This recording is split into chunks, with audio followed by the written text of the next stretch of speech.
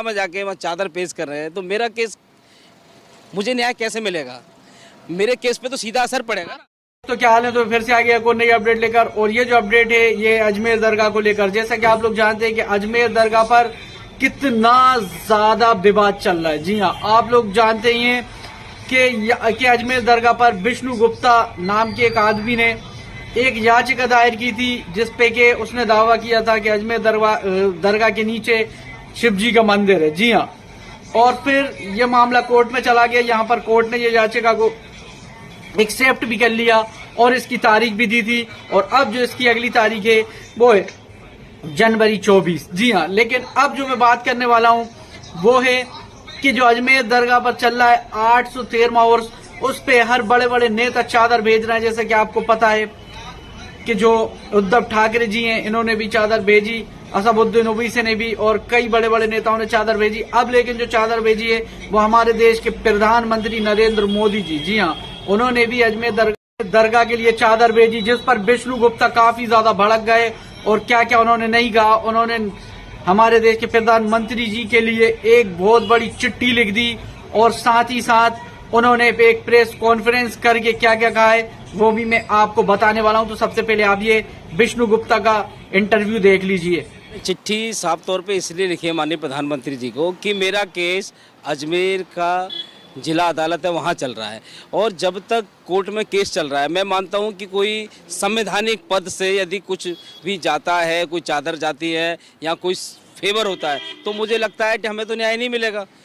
जब कोर्ट में केस चल रहा है और वहाँ से कोई संवैधानिक पद यानी सीएम और पीएम वहाँ चादर भेज रहे हैं, तो मुझे लगता है कि मेरे जो केस चल रहा है, हमारा मंदिर का जो हमने दावा पेश किया है, उस पर असर पड़ेगा। इसीलिए हमने माननीय प्रधानमंत्री जी को पत्र लिखा है कि जब तक ये मामला कोर्ट में पेंडिंग है, कोर्ट में प्रोसीडिंग चल रही है, जब तक के लिए आप चादर भेजने को जो है रोक दीजिए। और ये जो चादर भेजने की जो प्रथा है वो पूर्व प्रधानमंत्री नेहरू जी द्वारा शुरू की गई थी। तो हर साल भेजी जाती है? हर साल भेजी जाती थी, मैं मानता हूँ भेजी जाती रही है, लोगों को पता नहीं, वो मैटर डिस्प्यूट है। अब मामला अदालत में है, तो मैंने गुजारिश यही की है माननीय प्रधानमंत्री जी से कि जब तक ये मामला कोर्ट में है, जब तक के लिए स्थगित कर देनी चाहिए।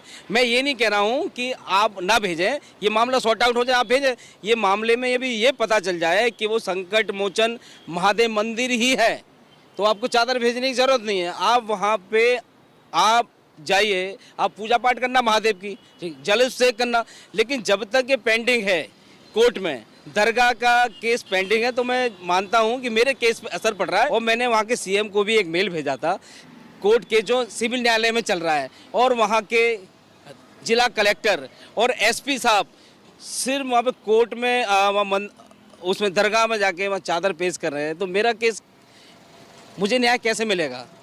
मेरे केस पे तो सीधा असर पड़ेगा।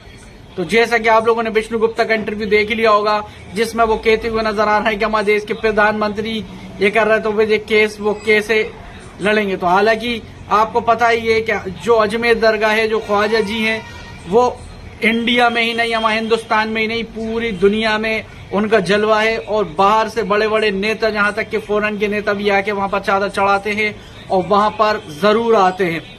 तो आप लोगों का इस बारे में क्या कहना है, कमेंट करके जरूर बताना, और मेरे चैनल को सब्सक्राइब जरूर कर लेना, क्योंकि ऐसी इन्फॉर्मेशन में लाता रहता हूँ। और जैसा कि आपको पता है कि 813 उर्स में कितनी ज्यादा भारी जनता वहां पर गई थी।